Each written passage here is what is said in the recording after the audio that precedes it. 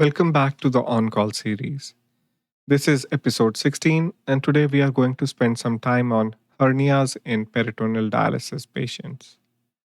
I want to slow down on this episode because hernias are one of those topics that look simple on the surface and are actually a little more nuanced once you start managing them. The decisions you make in the first 24 hours after a PD patient tells you about a new bulge will determine whether they keep their modality, whether they need bridging dialysis, and in a small but important subset, whether they end up in the OR tonight or next month. So, we're going to walk through this carefully. We'll talk about why PD patients get hernias in the first place, because understanding the mechanism explains everything else. We'll cover the focused history you need on the call. We'll go through the differential, including the categories you can manage at home and the ones that go straight to surgery. We'll cover the action sequence, temporary modifications to the PD prescription, the role of supine APD, and how to keep patients dialyzing while they wait for repair. And we'll spend a few minutes on escalation because the dividing line between elective repair and emergency surgery is the most important judgment call on this entire topic. Here is the call. The patient says they've noticed a bulge in the groin. It gets bigger when they have fluid in their belly, and it goes down when they drain. Let's pause on that description for a moment because it tells you almost everything you need to know about what is happening physiologically. The bulge enlarging with fill volume and decreasing with drain means it is responding to intra-abdominal pressure. That is textbook behavior of a hernia, a defect in the abdominal wall through which intra-abdominal contents protrude when the pressure inside the abdomen rises. 2 to 3 liters of dialysate sitting in the peritoneal cavity raises intra-abdominal pressure substantially, particularly when the patient is upright, and over months to years, that sustained pressure finds the weakest point in the abdominal wall and pushes through. The good news, and I want to emphasize this because it's the message patients want to hear, is that most of these hernias are completely manageable. The patient does not need to stop PD permanently. They do not need to switch to hemodialysis. With temporary modifications to the prescription and an elective surgical repair, the vast majority go back to full PD afterwards. The one situation where this calculus changes, and the thing you have to actively rule out on every single call, is incarceration. An incarcerated hernia is one where the contents of the hernia sac, usually a loop of bowel or a piece of omentum, can no longer be pushed back into the abdomen.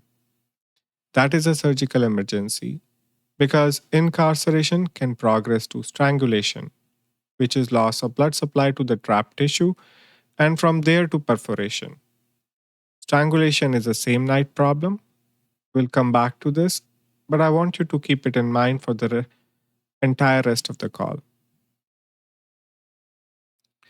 Now let's go through the focus history. There are 5 questions to ask, and each one shapes the next decision. First, where is the hernia? Inguinal hernias are by far the most common in PD patients because the inguinal canal is one of the natural weak points in the abdominal wall and the increased pressure exploits it. Umbilical hernias are next, particularly in patients with prior abdominal stretching from pregnancy or weight changes. Incisional hernias appear at the site of any previous abdominal surgery, including, in some cases, the PD catheter incision itself, which is something to remember. Femoral hernias are less common, but more dangerous because the femoral canal is narrow and incarceration is more likely. Second, is it reducible? Ask the patient to lie flat and gently push the bulge back in. If it goes back without too much trouble, it's reducible. If they cannot push it in, or if pushing causes significant pain, it is incarcerated, and that changes the management entirely. Third, are there any signs of obstruction or strangulation? Ask about pain. Is it new or worsening? Is it focal over the hernia or generalized? Ask about nausea and vomiting, because bowel obstruction often presents with vomiting and absence of flatus. Ask whether they have passed wind or stool today. These questions take 30 seconds and they can catch the patients you cannot afford to send home. Fourth, what are their current fill volumes? If they are on 3 liters 4 times a day, that's much more pressure on the defect than if you are on 2 liters 3 times a day. The fill volume is the lever you have available to manage symptoms in the short term. And fifth, how is this affecting their dialysis? Has their ultrafiltration changed? Have they noticed any leaking from the exit site or any new pelvic or scrotal swelling, which can suggest a leak through the hernia, tracking dialysate into the scrotum or labia? These questions catch the more unusual presentations that don't fit the simple bulge picture. Let me walk you through the differential properly because it's not just a list, each category has different implications for what you do next. The common manageable hernias are inguinal, umbilical, and incisional. These are the ones the patient calls about most often and the ones you can almost always manage with temporary prescription modifications and an elective referral. The patient continues PD in modified form, gets repaired in the next few weeks, and goes back to full PD afterwards. The concerning category is the hernia that is enlarging rapidly. A bulge that has been stable for months and suddenly doubles in size in a week is telling you that the defect in the abdominal wall is widening. That patient is unstable in the surgical sense. They can incarcerate at any moment, and they need expedited repair, even if they are currently asymptomatic. The don't miss diagnosis is incarcerated and strangulation. Incarceration means the contents are stuck, they cannot be pushed back. Pain is usually present, and if you find this on the call, you stop everything and refer immediately. Incarceration is not always strangulation, but it is the gateway to strangulation. And the only safe assumption is to act as if it could become strangulated within hours. Strangulation presents with severe localized pain over the hernia, sometimes with skin changes, redness, dusky discoloration, induration, and often with systemic signs like fever, tachycardia, or peritonism. This patient needs surgery tonight.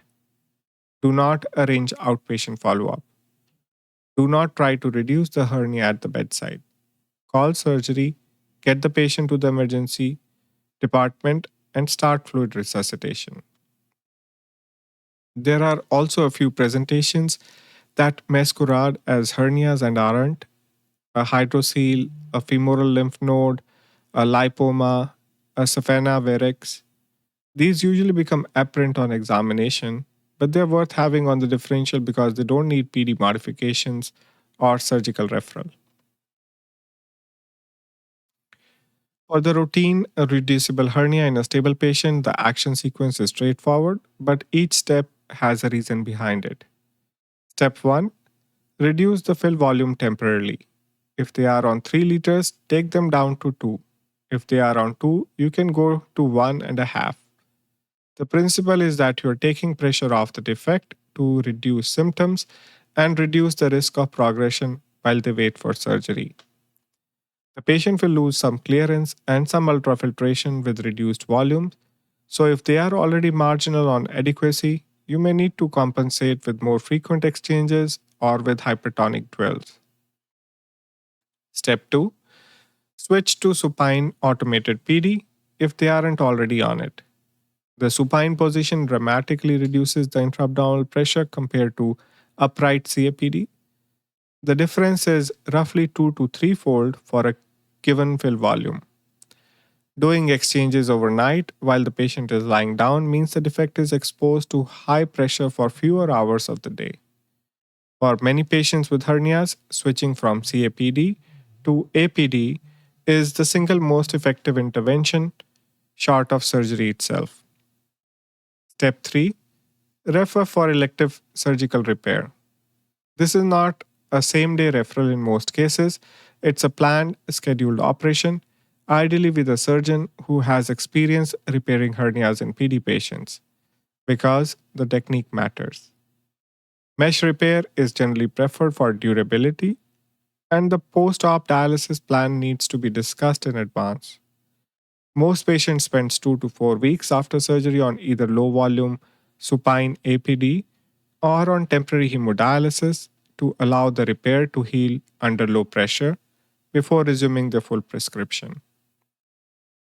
Step 4: continue modified PD in the meantime. The patient does not need to come off PD just because they have a hernia. With reduced volumes and the supine position, they can usually keep dialyzing for the weeks it takes to schedule the operation. So, 3 escalation triggers, and each one is non negotiable. The first is incarceration, a hernia that cannot be reduced. You're not going to reduce this at the bedside in the middle of the night. The standard surgical advice is that any irreducible hernia in the abdomen needs surgical assessment within hours, and in a PD patient, the threshold is even lower because the consequences of strangulation in this population are serious. Call surgery, send the patient to ER, make the patient NPO. They might need an operation, and stop PD until the surgical team has assessed them. The second is obstructive symptoms. If the patient has distension, vomiting, or absence flatus, you should assume the bowel is involved in the hernia and that the bowel is obstructed. This is a surgical problem, not a nephrology problem, and you escalate accordingly. The third is any clinical concern about strangulation. The findings to look are severe localized pain over the hernia that is out of proportion to the size of the bulge, skin changes including redness or dusky discoloration, systemic signs like fever or tachycardia, and peritonism on examination. If any of these are present, you don't try to manage at home, don't manipulate the hernia, and you don't temporize. The patient goes to OR. The pearl on this episode is one I want you to actually internalize because it changes how you talk to patients about their diagnosis. A hernia does not mean the end of PD.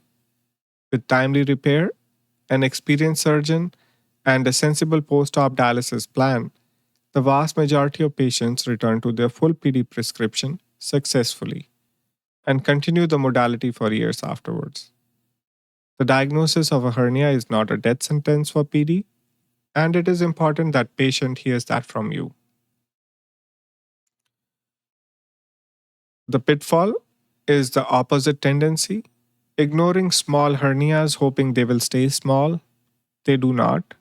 The mechanism that created the hernia in the first place, sustained intra-abdominal pressure from dialysate, is still present and still working on the defect every single day. A small reducible inguinal hernia today becomes a moderate one in 3 months and a large incarcerated one in 12. And the elective repair you could have arranged becomes an emergency surgery under worse conditions. If you find a hernia in a PD patient, you refer it. The right time to fix a hernia is when it's small and the patient is well, not when it's painful and the bowel is stuck. This is the screenshot card. The whole call collapses to a short workflow. Immediate actions in order: reduce the fill volume, switch to supine APD if possible, refer for elective surgical repair, and continue modified PD in the interim. Escalation triggers are incarceration, obstructive symptoms, and any concern for strangulation, all three of which take you out of nephrology and into a surgical pathway.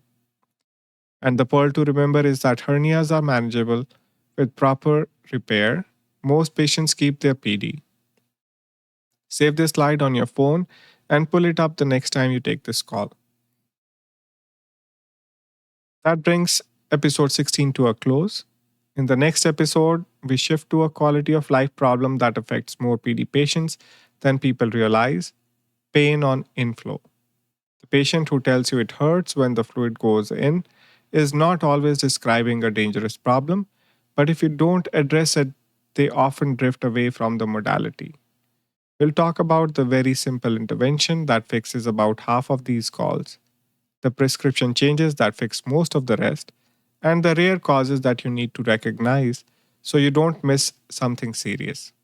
See you next time.